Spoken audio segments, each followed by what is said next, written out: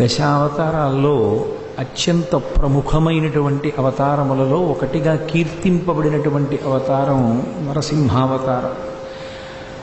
మత్స్య కూర్మ వరాహశ్చ నారసింహశ్చ వామనః అని కదూ.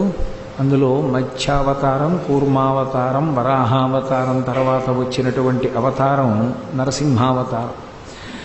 నరసింహావతారం పైకి కనపడేటటువంటి కథ, దానికి ఎంత రంజకత్వం ఉంటుందో, ఎంత విశేషమైనటువంటి పద్యభాగంతో పోతన గారు దాన్ని ఆంధ్రీకరించారో, బాహ్య సౌందర్యంతో పాటుగా ఆంతరముగా మనం నిత్య జీవితంలో తెలుసుకుని అనుష్ఠించవలసినవి, మనసులో పదిలంగా జ్ఞాపకం పెట్టుకోవలసినటువంటివి అనేకమైనటువంటి విషయాల్ని భాగవతంలో నరసింహోపాఖ్యానంలో మనకి ఇచ్చారు మహానుభావుడు వ్యాస భగవానుడు. ఆ వ్యాస భగవానుడు ఎంత